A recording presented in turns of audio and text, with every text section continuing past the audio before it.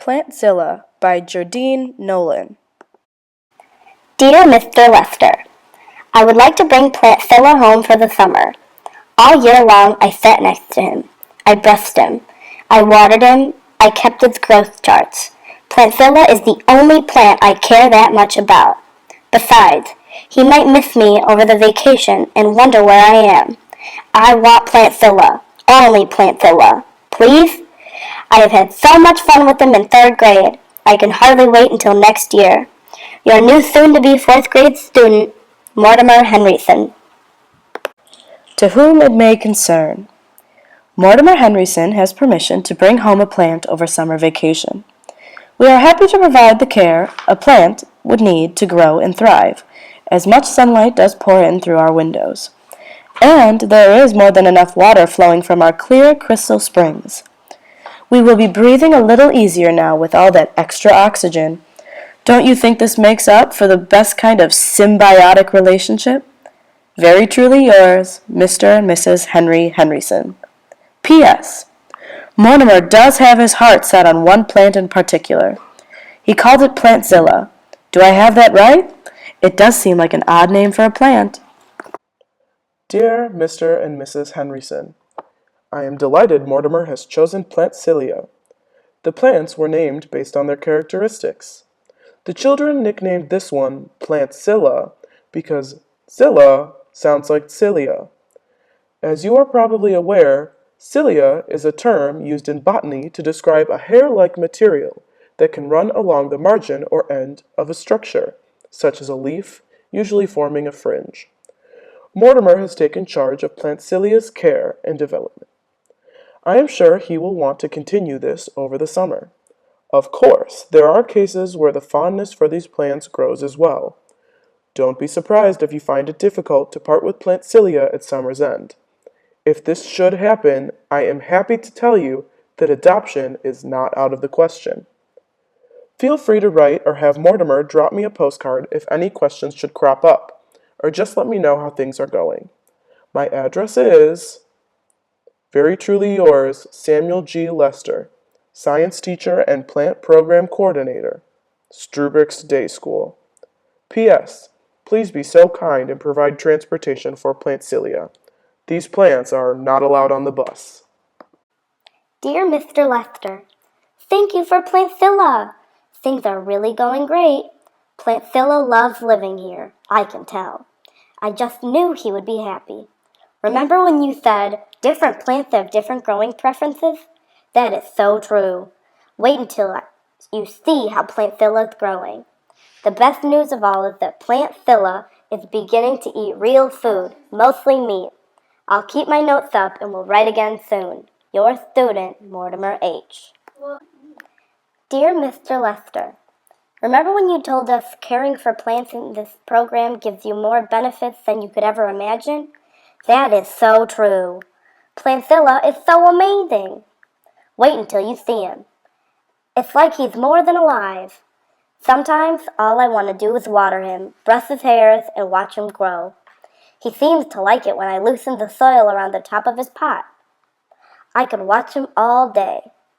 But Mother says that I should be running around and playing outside. I wish I could bring Plantzilla along. To me, he's more than just a plant. Thank you so much for giving me the chance to show you how I can really care for Plantzilla. You may not even recognize him anymore. I love Plantzilla. Your friend, Mortimer H. Dear Mr. Lester, I am so proud of Plantzilla. He is the growing king. It's just like you said, a little water and sunlight makes all the difference in a plant's life. Father thinks Plantzilla is making too much difference in my life. Mother thinks Plantzilla is taking up too much of my time. I told them he needs me. They have been marking the days on the calendar until the end of the summer. I wish this summer with Plantzilla would never end. I think he feels that way too. Your student, Mortimer. Dear Mr. Lester, things got a little weird yesterday. The police think the robbery was an inside job. You have to tell Mother it has nothing to do with Plantzilla. She will listen to you. Growlier, her prize-winning chihuahua, is gone. Mother shrieked and fainted when she found Grolia's diamond collar and Plantzilla's leaves. I told her maybe Grolier just went for a little walk. Please write to her and tell her that Plantzilla doesn't eat pets. She'll listen to you. She thinks I have been spending too much time with Plantzilla. She thinks I brush him too much. But I need to do these things. Plantzilla needs me. Mortimer! Dear Mr. Lester, I felt I had to write to you. I knew of nowhere else to turn. If I had not seen these things with my own eyes, I would not have believed it. Plantzilla is able to move on its own. What is more, Plantzilla has developed an insatiable craving for meat. Cooked meat of any kind. I'm worried about Mortimer. He has become very attached. Although we are pleased to see Mortimer so motivated, Plantzilla has caused a great strain in our household. We Henrysons are not giver-uppers, but I am sure we are not the right family to continue with this program. I would be happy to have Plantzilla overnighted to you, at no cost to you, of course. Very worriedly yours, Mrs. Henryson. Mr. Lester, things have gotten worse. My parents wanted me to write to you. They are not happy at all. Last night at dinner they talked about putting Plantzilla out in the backyard until school starts.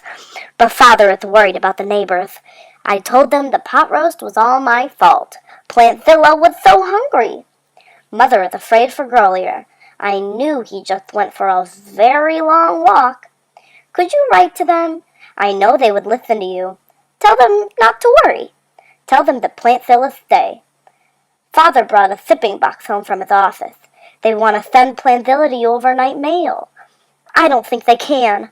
Plus, Plantzilla doesn't want to go. Please write soon and explain everything to them. Hurry, Mortimer. Dear Mr. Lester, I am at a loss for where to begin. Events of this summer leave me quite baffled in searching for the proper way to put this. A metamorphosis has occurred in Plantzilla. He is no longer what he was, and we are not sure what he is turning out to be. Henry, Mr. Henryson, and I were wondering if it was ever possible for a plant to take on human characteristics. I know this sounds more than strange, but we were wondering if a species such as Plantzilla might show feelings. Henry wonders if I may have offended Plantzilla, not taking part in grooming his cilia. Despite that, Plantzilla shows enormous caring for us. In assessing these developments, we wonder if perhaps some of the causes of these changes rest with our Mortimer. When we consider all of the time, careful attention, and nurturing he has lavished on Plantzilla, it leaves us with one conclusion alone. When you give a living thing love, you never know where it will lead. We have grown very attached to Plantzilla. Whatever will we do without him? Very truly yours, Mrs. Henry Henryson. Dear Mrs. Henryson, FYI, Mortimer's letter of July 11th and your letters of July 10th and 23rd were forwarded to me at my home. I am so sorry that this plant program has taken such a toll on your family and you. Please accept my deepest apologies. Now that I have time returned, feel free to let me know the best time to collect Plantzilla.